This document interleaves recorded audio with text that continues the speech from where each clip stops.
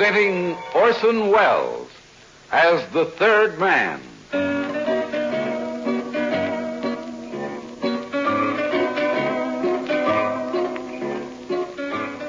The Lives of Harry Lime. The fabulous stories of the immortal character originally created in the motion picture The Third Man, with zither music by Anton Karas.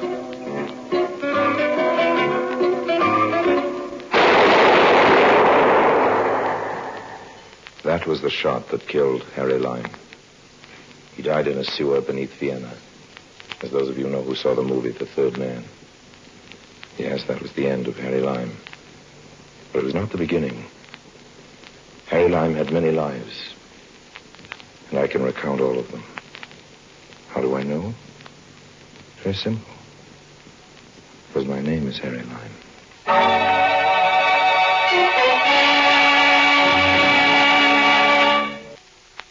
And now, Orson Welles as Harry Lime, the third man in See Naples and Live.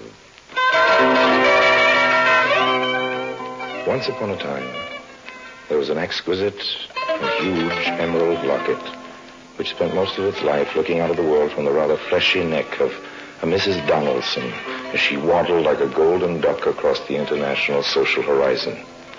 I had a rather strong desire to change the habitat of this particular locket from the neck of this particular lady to my own particular itching palm. It was Naples before the war. Enter. You kept me impatient for an hour, Mr. Lime. I'm sorry, Signor Rubio. I just flew in from London, forgot to move my watch ahead. It is my knowledge that you have been in Naples for 3 days now, but it does not matter. I am a man with a skill for waiting. I'm going to be very brief. I won't waste any more of your time, old man. Bueno. At first, I must tell you that I have made all the arrangements to dispose of the Donaldson Emerald. Oh, yes? As soon as we possess it, of course. There's a small item I forgot to tell you about, Signor Rubio. I have decided to include you out. I do not think I understand. To be brief and simple, I have decided to dissolve our partnership, old man. Oh, you're disposing of me? Perhaps that's a nicer way of saying it. I do not prefer to be disposed. Naturally, you don't, but sometimes we get disposed whether we like it or not. Mr. Lime, we began this enterprise together, and I think we shall finish it together. You have never been more in error, old man.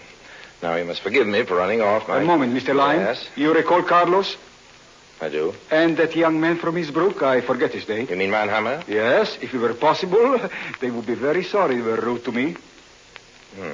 I'm now the most well-threatened man in Europe, and you have joined an innumerable caravan.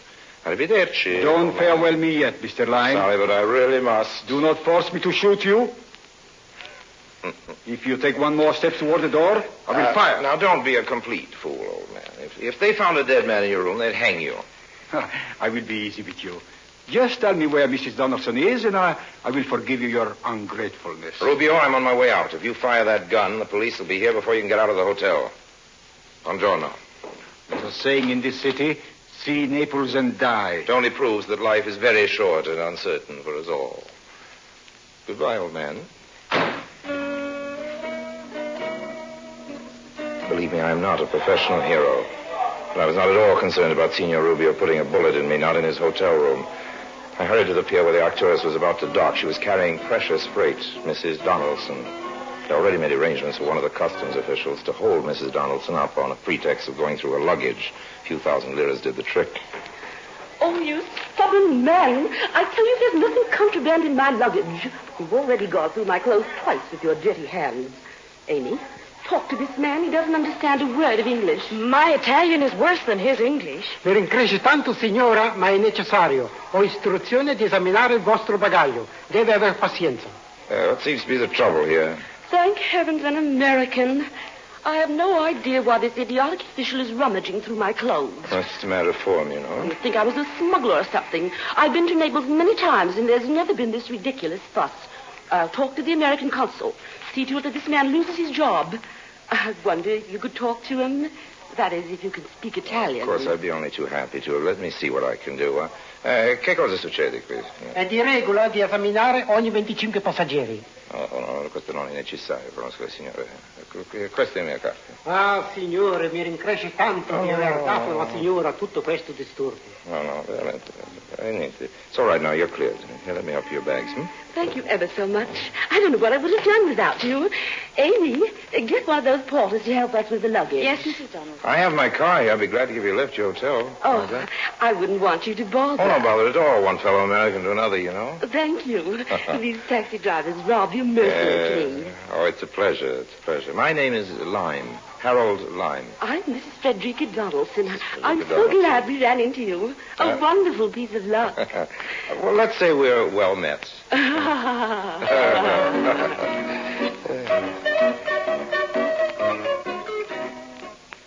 Loveliness was gracing my car.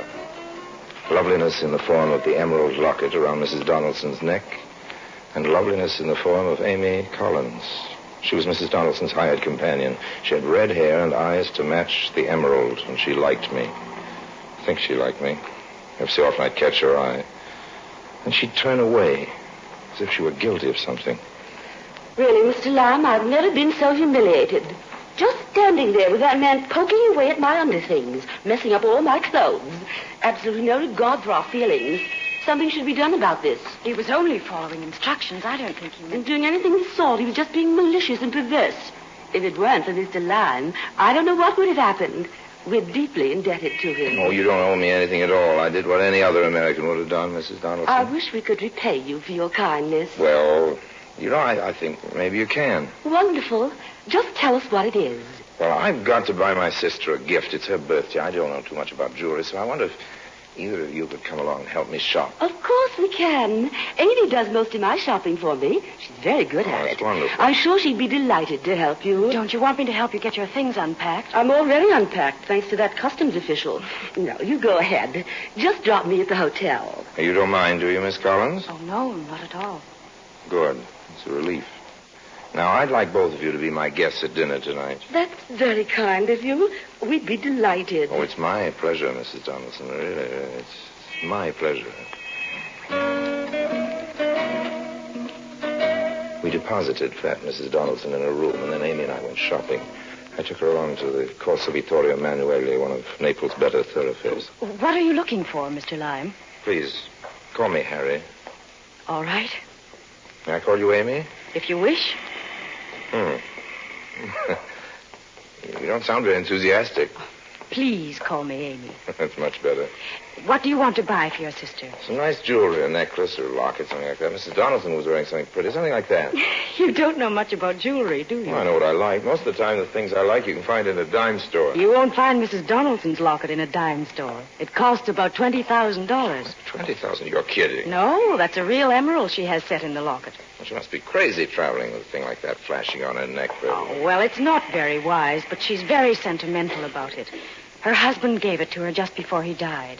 She swore to wear it every day of her life. She was very devoted to him. Well, I suppose you think I'm pretty much of a chump about jewelry. You have good taste. I also have good luck meeting you. Life is very strange, isn't it? You know why? Well, just half an hour ago, you and I were total strangers. Now here I am helping you buy a gift as if we'd known each other for a long time. Well, there's nothing wrong in that, is there? No, it's... Just at the moment you entered the scene, things seemed to move fast and efficiently. You make it sound as if it were a force. Oh, I didn't mean it that way. I can go away and come back again and do it more slowly. I suppose I sound foolish. Perhaps it's because you like me too soon. Well, I liked you too soon. Well... That's probably too fast for you, too. But you see, I'm a man who says what's on his mind. It's probably not a very efficient way of talking to a gentle soul like you. Oh, no, I prefer straightforward people. All right, now, you be straightforward. What was your first reaction to me when you first saw me? I was interested, perhaps, maybe intrigued. That's better. You have a way of condensing relationships quickly. Well, if people like each other, they don't need a calendar full of time to tell them about it. Good things grow slowly. Here's a shop. Well, they all look pretty. That filigree pin. I like that. It's very nice. Which one? The one near the large cameo. Oh, yes, it is very pretty. Shall we go in? Wait. Let's look at the other things in the window. I'm begging your pardon. I heard you conversing English. We were talking American, a totally different language. I am trying to reach Via Salvator Rosa. Could you inform me how to get there? Sure, old man. Turn right the next corner and go straight for 3 squares. Oh, I'm much grateful. That's right, all right. Would you like to... you like a cigarette? No, thank you very much. Just turn right at the next corner. Oh, I'm unhappy to trouble you further, Oh, but that's, do you have a match? I'm sorry, but I don't have any matches with me. I have a light. Mademoiselle is most generous. 1,000 thanks. Turn right at the next corner. And 3 squares And down, 3 eh? squares down. Good That's day to right. you all. Good Perhaps day. we will meet again, eh? Good day. He seemed most reluctant to leave. Yeah. An odd fellow. Why did you refuse to give him a I light? didn't like his face. Did you ever see him before? Why do you ask that? We acted as if he knew you. Well, I didn't care to know him. I think you gave him the wrong direction. Well, it could be. It seems that if he followed your directions, he would find himself in the Bay of Naples. I'm sure it won't dampen his spirits.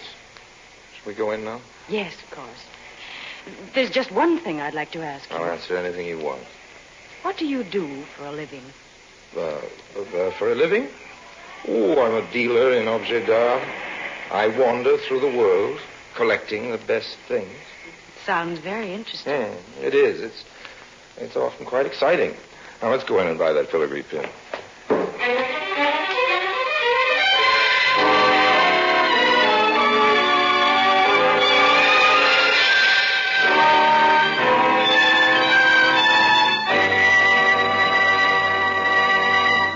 Orson Welles returns in just a moment as the third man. Now, Orson Welles as Harry Lime, the third man in See Naples and Live. I bought a pin for 2,500 lira. On the way back to Amy's hotel, she was thoughtful and not much inclined to do any talking. I took her by the hand. She didn't object to that, but she didn't react to the touch. Put it simply, she just let me hold her hand, nothing more. I suspected that Signor Rubio had made too strong an impression. It was essential now that I work fast. The emerald would have to be in my pocket tonight or not at all. However, I wasn't worried about Rubio. Strange enough, it was Amy. It bothered me. I was beginning to be a little too fond of her. And that was bad. I always make it a point not to be too fond of anyone in this world. This is a lovely romantic restaurant. I'm glad you like it. How did you discover it, Mr. Lyon? You just ask the porter in the hotel. They know everything in Italy. The portiers are the best informed people in the country. It's simply delightful. Oh, good. Don't you think so, Amy? Yes, I do. It's charming. Won't you have some more spumante? Well, just a drop. I declare, just like champagne. Yes, it's the Italian version. It's so kind of you to give so much time to us, Mr. Lyon. Really, it is. Amy, isn't Mr. Lyon just a dear? I think he's most generous. Oh, I'm having such a delicious time. I feel so happy. Happier than I've been since... I wish poor Benjamin were here with us. You would have liked him, Mr. Lyon. I'm sure I would. Poor Oh, Benjamin. no, Mrs. Donaldson. Let's not be sad here. Just have a little more spumante. Oh, I really don't think we should. I'm afraid you're going to make us all drunk, Mr. Lyon. Oh, Amy, I don't think another drop will hurt us. After all...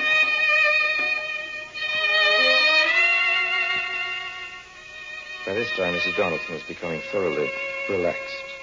Spumante is a fine relaxer. I stirred the champagne with a wooden swizzle sticks, the bottom of which was well laced with phenobarbital. My keynote for the evening, as you can see, was relaxation. Before the evening was over, my emeralded guest was going to be the most relaxed woman in all Italy. The spumante bubbled and frothed over as I stirred it. I know I shouldn't have another glass, but Perhaps you had better stop, Mrs. Donaldson. never. I just feel so wonderful. How about you, Amy? All right. A toast to us. May we always be as happy as we are now. A toast to you, Mr. Lyon. You wonderful, wonderful man. I patted her neck. I wanted her to get used to the touch of my hand against her neck. She withdrew a little. Her neck had become super sensitive about the locket. As we drank, I studied the clasp on the locket. It was a simple device. You turned a tiny wheel, and it released the catch. Just a twist of the wrist. The musicians are going to play again. Cameriere. Please, Mr. Lime, no more spumante. No, I have a special surprise. Yes, signore? Have the musicians come over here. Yes, signore. Oh, isn't that sweet? That's a lovely gesture, I Harry. thought you'd forgotten my first name. Here they are, signore. What would you like them to play? Well, what would you like, Mrs. Donaldson? Oh, I'd can't think of a thing. How about some Neapolitan songs? Per favore, a monastero Santa Chiara. Canta però.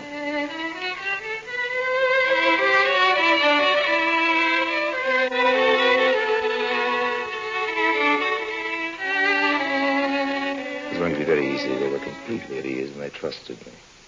Amy stole her hand into mine as they played. It was really quite pleasant. I leaned back and relaxed.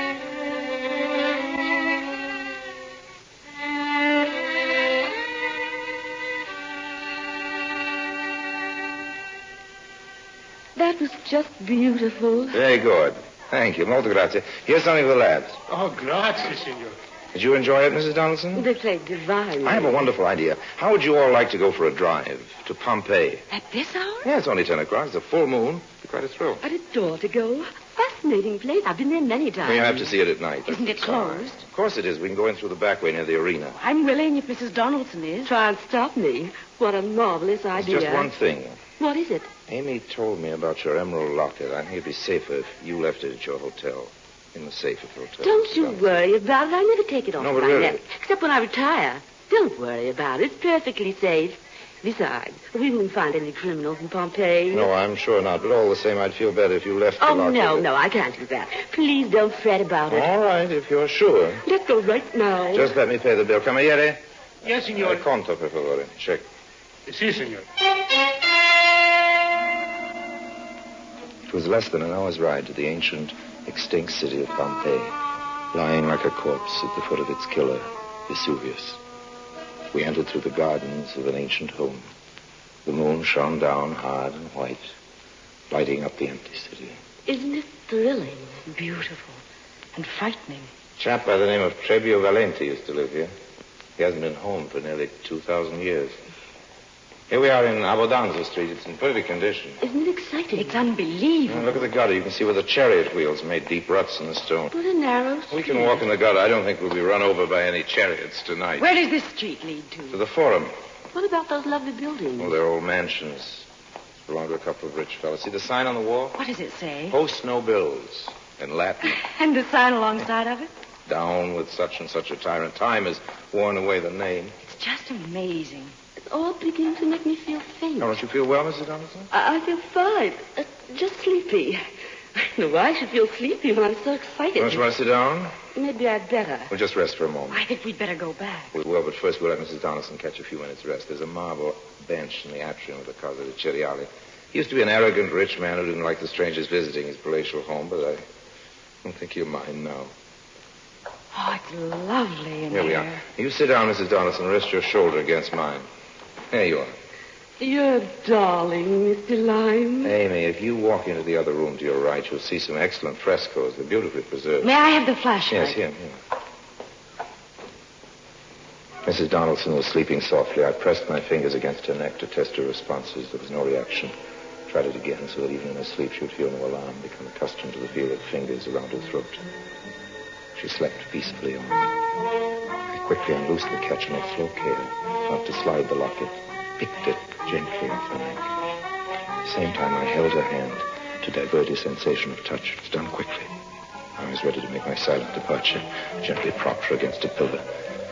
Then I heard a sound that froze me. Footsteps. Footsteps, and they weren't Amy's. Who's there? What's the matter? I caught a glimpse of him. It was one of the guards. There was only one thing to do, run.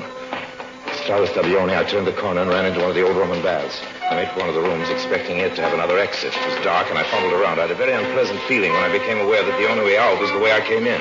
I reined back. It was too late. My pursuer was standing at the entrance with the flashlight in one hand and the gun in the other. It was not a guard. It was a Rubio. You see, Harry, fate has thrown us together again. It's still around her neck. The locket, please. I just told you it's I'm not in my hotel now. This time I will kill you. Give me the locket. I'm not a usually reckless fellow, but this time I did a very rash thing. I rushed him. He fired. The bullet tore a hole in my shoulder, barely touching my skin. I wrestled with him. He fell on the marble floor. His wiring very strong. In a few seconds, it was clear that he was in far better shape than I. Then he hit me a very rude blow on the head with a gun. And I abandoned the fight. For a moment, I just lay there thinking. thinking what a very evil moment of my life this was. No, the locket. Okay. Thank you. And now I think I will dispose of you for having caused me all this trouble. Halt! Al Getta il revolver, signore, altrimenti tiro. That's the police, Ruby, old man. You're caught. Momento. Caught red-handed. Come.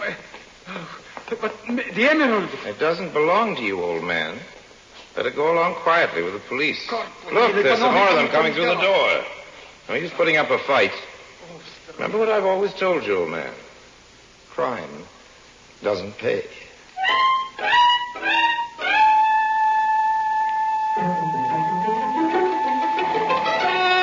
I don't know how to thank you, Mr. Lime. Risking your life to save my locket. Oh, that's all right. You're the most brave man to chase after him in the dark, unarmed. Well, I just gone to see where Amy was, and I heard the sound. There he was, deftly removing the locket from your neck. I felt someone puttering around my neck, but I thought it was you. Oh, really? I was asleep, you know. Yeah. Now, I had my suspicions about this Rubio from the first. Does the wound hurt much? Oh, it's nothing. Just a hole in my suit. And a bird bump on your head. You poor boy. Mm-hmm. It'll heal. Amy, you haven't said a word to our hero since they arrested that Rubio man.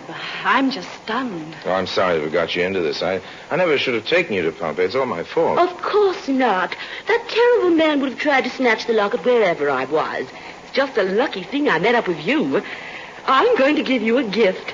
You just must take it. £100 note. Oh, I wouldn't think of it. You'd make me very happy if you took it. Oh, no, I absolutely Please, couldn't. Mr. Lime, please. Well, if it means so much to you, I'll give it to my favorite charity. Yeah. Well, here we are at the hotel, safe and sound. Thanks to you. I must run upstairs. The whole thing has given me a severe headache.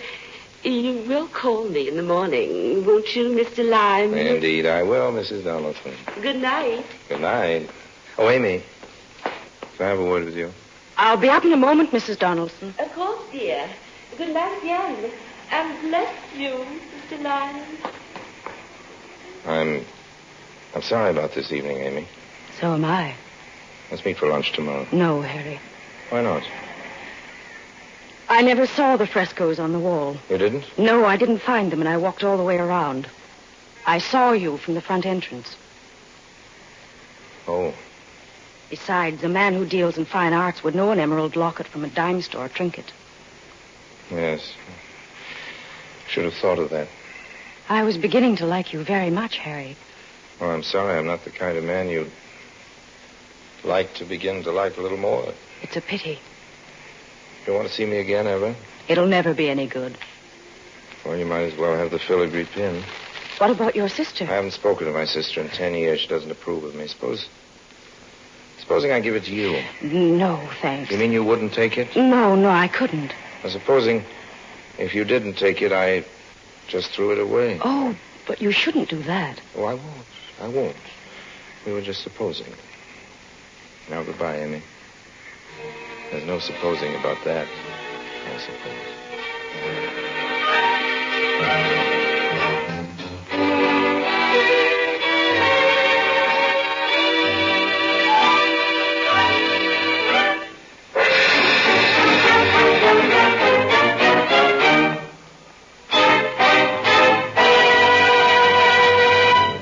Harry Lime returns in just a moment. And now, Harry Lime. As I walked to my hotel, I thought about l'affaire Emerald. It cost me about $100 to bribe the custom official with champagne and the gold filigree pin.